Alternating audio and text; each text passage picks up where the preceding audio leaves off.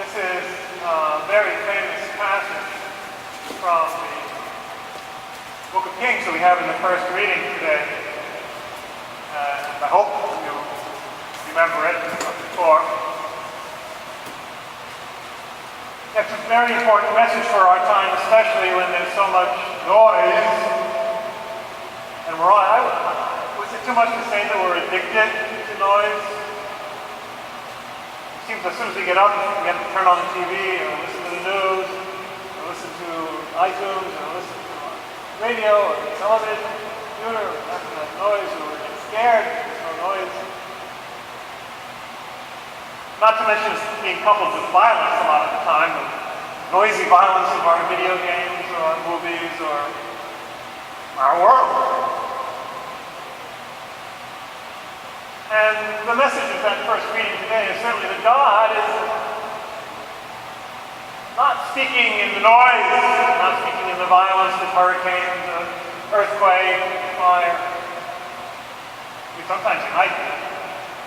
But the real key to hearing God's voice is, well, that mysterious phrase at the end of the reading, which is variously translated, in Hebrew is called the Mama Dakah, which literally means a voice that is silent.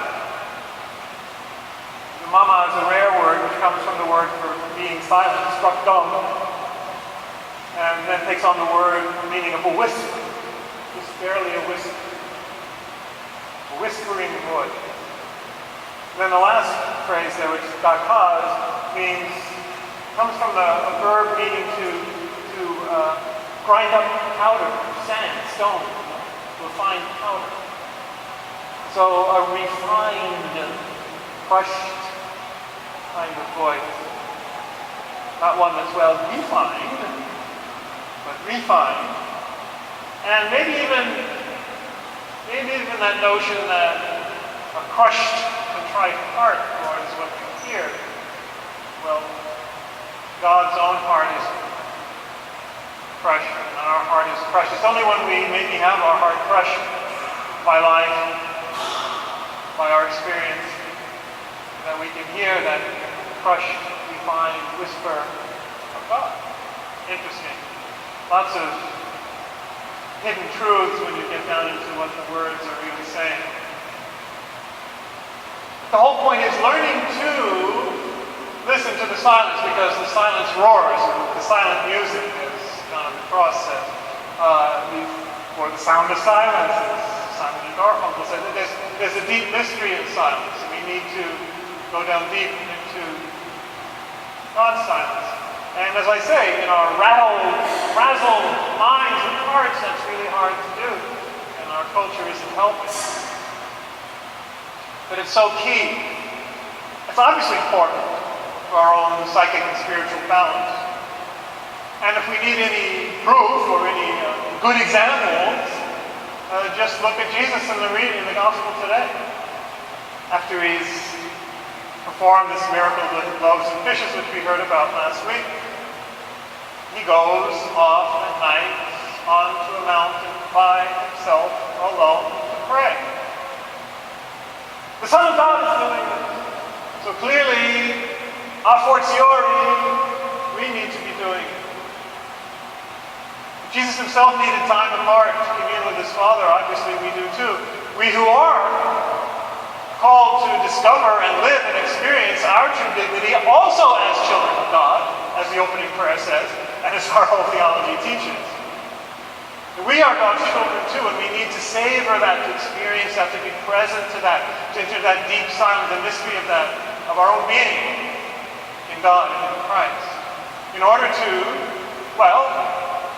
live as we should, in order to find joy, in order to walk on water. Now Jesus, notice he did that 9 hours into his prayer. And he's told us in his own words at the Last Supper, greater than these things that I do, will you do. And if we need any further encouragement to believe that, he tells him, come on, Peter, you walk on the water too. Which he did. Starts out by doing that. It's not literally for us, although, who knows. Certainly, metaphorically, we'll be able to walk on the water. We'll be able to walk through the storms of our life, even if our heart has been crushed. Maybe especially, because then we'll have learned to listen to this deeper voice that brings us through all the tempests and the turmoils and the storms of our life to rest in that imperturbable and inalienable dignity and joy and identity that we have as children of God. But we need to access it. We already are. But as I say, we're so frazzled and distracted that we're not present. So the key is to learn how to be present to who we are. And if we're truly present, you'll find that if you're present to who you truly are, you're present to everything and everyone, including and especially God. It all works together. You know, we talk so much about the real presence. I do believe in the real presence. What about your real presence? Are you really present to Christ's real presence everywhere and in everything? Are you present? Do you even know how? That's the key. He's present, but are we? Presence is mutual or it doesn't work. Obviously. Anybody in a relationship knows that. So, the key is to do that, and we do that by long, deep, silent prayer. Saying prayers is not enough. Babbling prayers can even actually be a distraction, lead us farther away from that. As Jesus himself says in the Sermon on the Mount, which we read every Ash Wednesday, stop babbling on as the pagans do. Enter the room quietly by yourself, go up on the mountain tonight by yourself to speak to your Father in secret, or listen. Listen to that still silent voice, that crushed voice, that whisper of God in the silence. And to do that, we'll probably need to do other things besides, like psychotherapy. Why? My friend and mentor Richard Rohr was speaking about this recently a good deal. The mystery of presence is about multiple levels of presence in our own being. This is what we have to work towards, work through to reach and to attain, to be really present. We have to be present in mind, heart, and body at the same time. And not a single one of these is easy. As he says, and as I can verify from personal experience and from pastoral experience, it can take decades, but what else are we here for? It should be our primary occupation to learn how to be really present. Just think of the benefits. If you're really present to yourself, discover yourself as children of God. If you're really present to one another, to your friends, to your spouses, to the world, if you're really present to God, how wonderful will your life not be? So we need to be present in our heads, which is to say, learn silence and contemplation, as I've been saying. Shut up the monkey mind. Shut up all the chatter and the feverish scheming and planning and discussion. As soon as you sit down and try to be quiet, you discover what a prisoner you are. Constant chatter, usually negative, judgmental, reactionary. It's horrible. And most people live there 24 hours a day their whole lives. And they're never present. They're here, not here. So that's the first challenge. Second challenge is at the level of the heart. How many wounds and traumas and blockages and complexes, all stuff that we carry with us from the events of our lives, from the crushed hearts and all of that, and our broken heart. And we build up all these incredible conscious and subconscious and unconscious defenses against our heart, being really present to being able to love and to be vulnerable, to be giving, to be confident in the world, to one another and to God and to ourselves. Wow, how much work do we not have to do to clear all that stuff out? To unclog our heart, make it meek and humble of heart again, as Jesus says of himself.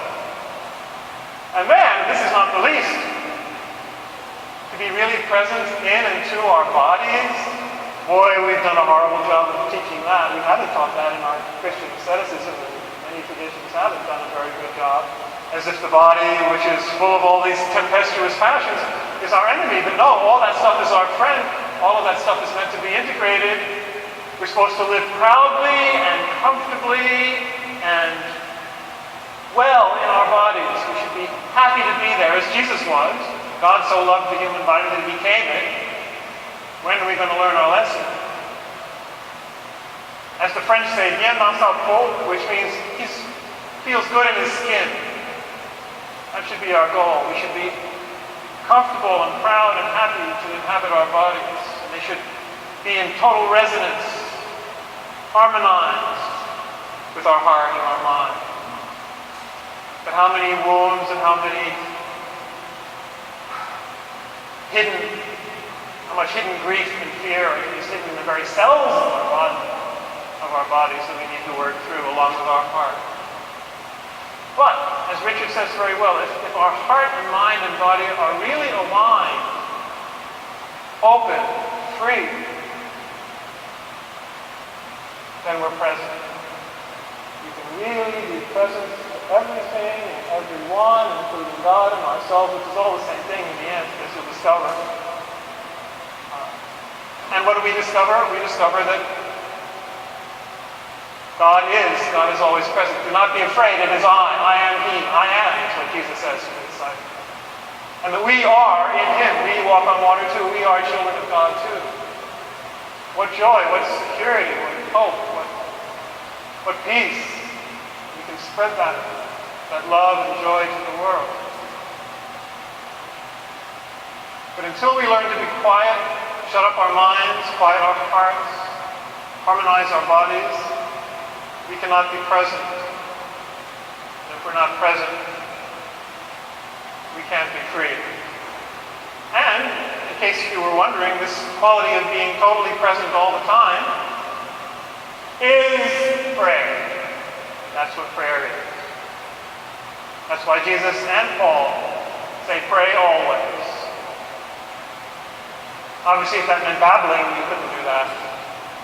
But if it means being a quality of presence and awareness all the time, how can it not be all the time? It's just being present.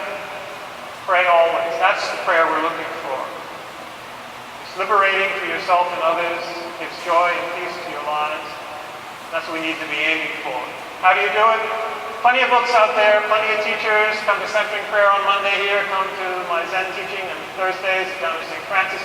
Come to my 3-day workshop next week on the life and death adventure of prayer. Plenty of stuff out there. Plenty of people besides me who are showing you the way. Ask God to bring you to that right place or person or book, and He will.